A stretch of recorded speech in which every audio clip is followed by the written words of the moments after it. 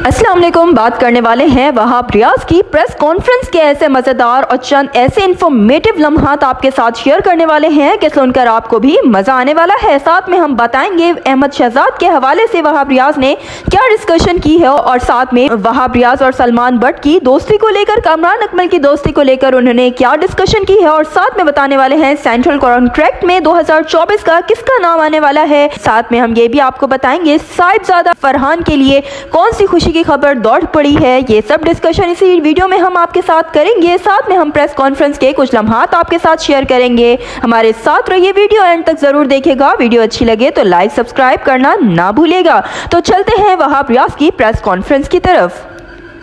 उसामा साहब, मुझे ये बताएं कि 3 साल की परफॉर्मेंसेस आपको पता क्या? हमने बड़ा सुना 3 साल। आई जस्ट वांटेड कि जो मेरे से सवाल कर रहा है वो प्लीज मुझे ये भी बताया कि 3 साल की, हाँ जी, क्या परफॉर्मेंसेस। पहली बात यह है कि अहमद जो है वो पिछले 3 सालों में टोटल जो है वो तकरीबन कोई 18 मैच खेला T20 के, उसके 653 रन हैं। 3 साल वो PSL में अभी तक नहीं खेला।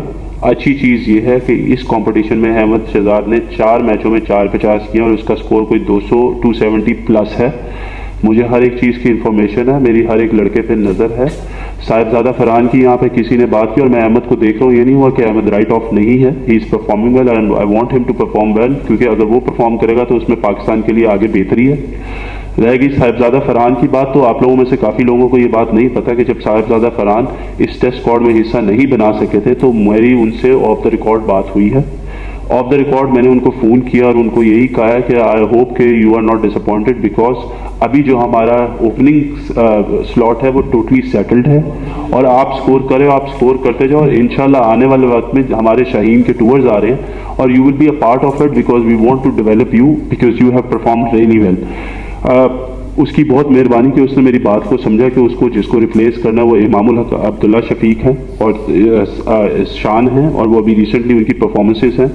सो उनके जब जगह बनेगी, वंस अगर खुदा ना खास्ता उनका कोई फेलियर होता है तो वी विल सी कि हमें कब जाके उसको मौका देना है, तो हमने उसको अप्रिशिएट किया है। सेकेंडली उसने मेरे से ये भी सवाल किया कि why I was not part of the selection central contract, जिसमें मैंने उसको ये जवाब दिया क्योंकि ये मेरे आने से पहले बन चुके हैं सेंट्रल कॉन्ट्रैक्ट्स, तो मैं इसका आपको जवाब दे तो नहीं हूँ, लेकिन स्टिल मैं PCB से पूछ के I will give you each and every detail of it. And then I called him back saying कि जो पिछले साल 2021 से 22 तक की जो परफॉर्मेंसेस थी, ये 22 से 23 तक की जो परफॉर्मेंसेस थी, ये उनके बिना के ऊपर जो है सेंट्रल कॉन्ट्रैक्ट अलॉट हुए हैं। लेकिन क्योंकि अब आपने इतना परफॉर्म किया है, आगे जाते हुए जो नया सेंट्रल कॉन्ट्रैक्ट बनेगा जो 2023 और 2024 का होगा, उसके 2023 और 24 और 25 में जो बनेगा, सो प्रॉबली उसके ऊपर हम आपको पूरा प्रॉबली कंसिडर करेंगे कि आप you can be one of the part of the central contract players. तो हमारी कम्युनिकेशन इज वेरी क्लियर। कल मैं कराची भी जा रहा हूँ, अगर अहमद भी मिलेगा तो मैं अहमद को भी सारी चीज़ें बताऊंगा और I have each and every thing on record. अगर आपके फ़ोन में नहीं होता तो मैं आपको ज़रूर निकाल के दिखा दूंगा, मेरे फ़ोन में है।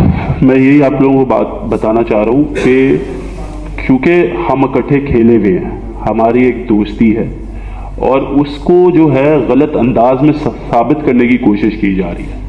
सो उस वजह से मैं आपको बार बार कह रहा हूँ, और जब प्रोफेशनलिज्म में ऐसी बात आ जाए जिधर व्यू से कि आप अपने किसी को फेवर कर रहे हैं तो वो चीज़ गलत है, वो मेरे नज़दीक गलत है। That's why I have said कि this is the decision I have to make.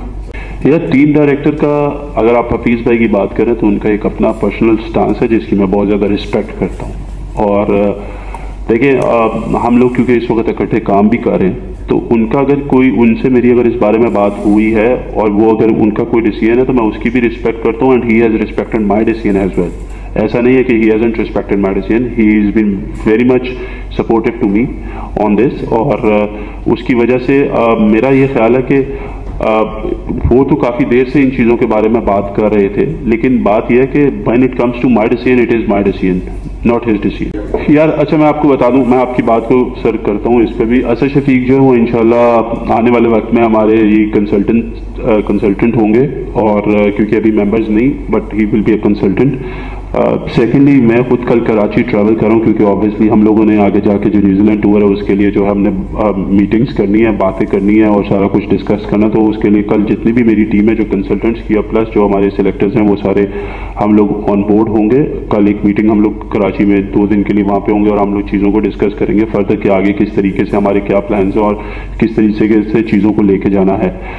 Sir with all due respect, आप यही कह रहे हैं कि ये सारे लोगों को लग रहा है कि ये मैंने वापस जो डिसीजन लिया ये शायद मेरे ऊपर कोई एडिड प्रेशर है जिसकी वजह से मैं ये सारा कुछ कर रहा हूँ। मेरी नेचर काफ़ी लोग यहाँ पे बैठे हुए जानते हैं कि मैं कभी भी प्रेशर नहीं लेता। डिसीजन आप कभी ज़िंदगी में अच्छे भी लेते हैं और डिसीजन आप कभी ज़िंदगी में गलत भी लेते हैं, लेकिन अगर आपको लगे कि कोई चीज़ गलत हो गई आपसे तो उसको सुधारना बहुत ज़रूरी होता है। मेरा ख्याल है वो इंसान भी बड़ा होता है जो चीज़ों को थोड़ा सा उस तरीके से सुधार ले।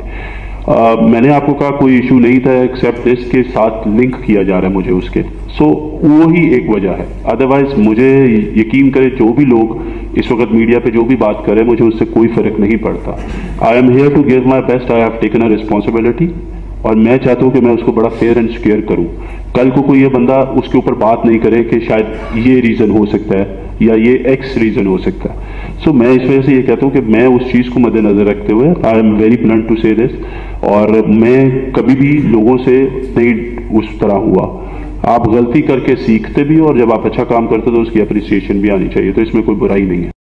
और आपसे गुजारिश है अगर हमारी वीडियोस अच्छी लगी करें तो लाइक ज़रूर किया कीजिए, सब्सक्राइब कीजिए ताकि हमें हौसला अफजाई होगी, और साथ ही साथ बेल आइकन को ज़रूर प्रेस कीजिए ताकि हर न्यू आने वाली अपडेट आप तक सबसे पहले पहुंच सके। अल्लाह हाफ़िज़।